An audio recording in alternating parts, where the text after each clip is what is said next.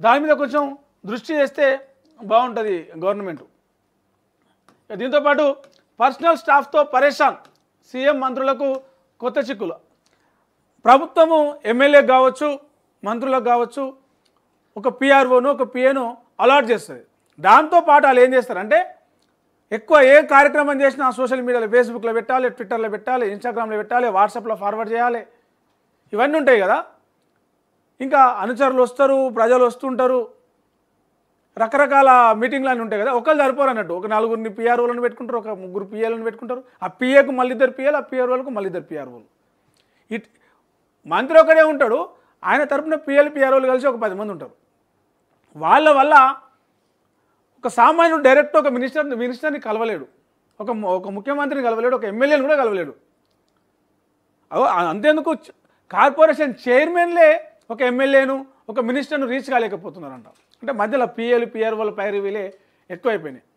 నాకు చెప్పాలి, సార్ కాదు, నాకు చెప్తే నేను సార్కి చెప్తా, నాకు చెప్తే సార్కి చెప్పినట్టే, ఇలాంటివన్నీ వస్తూ ఉంటాయి. అలా డైరెక్ట్ ప్రభుత్వంలో ఉన్న వాళ్ళే. చూద్దాం. పర్సనల్ స్టాఫ్ ప్రవర్తన తీరుతో ముఖ్యమంత్రి మంత్రులకు కొత్త చిక్కులు తప్పడం లేదని తెలుస్తోంది. వ్యక్తిగత సిబ్బంది సొంత రూల్స్తో నానా హడావిడి చేస్తున్నట్టు విమర్శలు వ్యక్తమవుతున్నాయి. ఛాంబర్లోకి ఎవరిని పంపాలో, ఎప్పుడు పంపాలో సదరు సిబ్బందే డిసైడ్ చేస్తున్నట్లు ఫిర్యాదులు వస్తున్నాయి. ఎమర్జెన్సీ పనుల కోసం వచ్చే ఎమ్మెల్యేలు, పార్టీ సీనియర్ లీడర్లకు సైతం కండిషన్లు పెడుతున్నట్టు తెలుస్తుంది. దీంతో ప్రజాప్రతినిధులు బయటకు వచ్చి బండబూతులు తిడుతున్నట్టు టాక్. సపోర్టుగా ఉండాల్సిన వ్యక్తిగత స్టాఫ్ తీరు తమ బాసులకు సమస్యగా మారడం అసలుకే మోసం వచ్చేలా ఉన్నదనే చర్చ పార్టీలో మొదలవుతున్నది. వివిధ పనుల కోసం వచ్చే ముఖ్యమంత్రి, మంత్రుల వద్దకు వచ్చే ఎమ్మెల్యేలు, ఇతర ప్రజాప్రతినిధులు, నిజంగా ఇది మాట్లాడుకోవాల్సిన వార్త ఇది. ఎందుకంటే ప్రజలు, కార్యకర్తలు, మీరు ఆ లోట్లేశాలు పనిచేస్తేనే ఎమ్మెల్యేలు అవుతారు, మంత్రులు అవుతారు, ముఖ్యమంత్రులు అవుతారు, ఇంకేమన్నా అవుతారు. వాళ్ళని దగ్గర రానియకుండా ఈ పిఏలు పిఆర్ఓలు ఆపడం అనేది క్యాడర్ పట్ల వారి వ్యక్తిగత సిబ్బంది, పోలీసులు దురుసుగా ప్రవర్తిస్తున్నారు, విమర్శలు వస్తున్నాయి. ఛాంబర్లోకి వెళ్ళనివ్వకుండా అడ్డుకుంటున్నారని ఆరోపణలు ఉన్నాయి.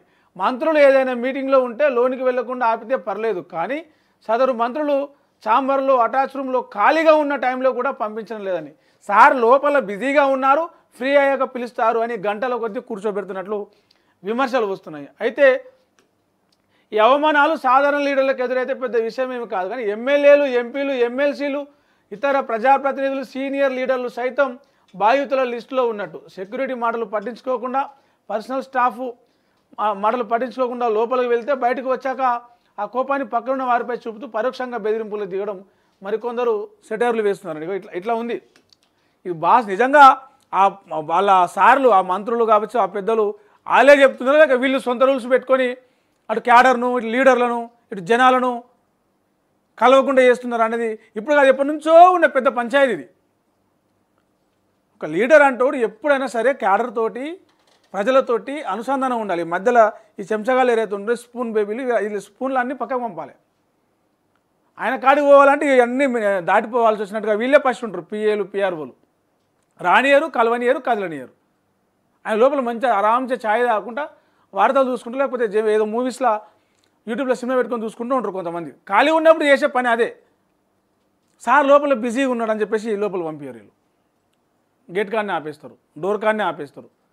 గంట సేపు కూర్చో, 10 నిమిషాలు కూర్చో పిలుస్తారు. 10 నిమిషాలు అంటే గంట అంటే ఇక 4 గంటలు. ఆయన బయటకు పోయేటప్పుడు కూడా సార్ ఇలా అలసిపోయిండు, రేపు మళ్ళీ రేపు పోవాలి. ఇట్లా ఈ పర్సనల్ స్టాఫ్ ఆగడాలు అయితే ఇప్పుడు కాదు, కొత్తగా ఇలా వార్త వచ్చింది, కానీ ఎప్పటి నుంచో ఉంది. జనాలు ఎప్పటి నుంచో ఇబ్బంది పడుతున్న సమస్య ఇది. అధికారులను, మంత్రులను, ఎమ్మెల్యేలను కలవాలంటే ప్రజలకు ఏ అడ్డంకి ఉండదు, డైరెక్ట్ పోయి వాళ్ళు కలవగలగాలి. ఈ మధ్యలో ఈ వ్యవస్థను కొంత ప్రక్షాళన చేసి, కొంత లిమిట్స్ పెట్టి కంట్రోల్ చేస్తే బాగుంటుంది. ప్రజలు వాళ్ళ సమస్యలు నేరుగా చెప్పుకుంటారు.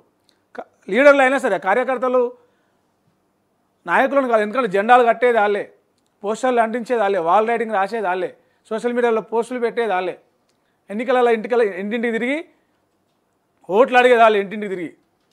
వాళ్ళకి డైరెక్ట్ యాక్సెస్ ఉండేలాగా ఈ వ్యవస్థను కొంత కంట్రోల్ చేసి లీడర్ టు క్యాడర్ అన్నట్టు ఉండాలి. కానీ ఇక పిఏ చెప్తేనే లోపల ఇట్లాంటి, ఎందుకంటే చాలా బీఆర్ఎస్ టైంలోనూ ఇదే కదా. అన్ని పార్టీలు, ఒక బీఆర్ఎస్ అనే కాదు, అన్ని పార్టీలు, కాంగ్రెస్, బీఆర్ఎస్, బీజేపీ, ఇంకేమైనా ఉంటే ఆ పార్టీలు, తెలంగాణలో ఉన్నాయి 3 ప్రధానంగా. కాబట్టి ఇక కమ్యూనిస్టులు అంటే కొంత కొంత నయం, వాళ్ళకు ఇది ఉంటుంది, డైరెక్ట్ కలవచ్చు, వాళ్ళు పెద్దగా ఇట్లాంటి ఏం పెట్టుకోరు.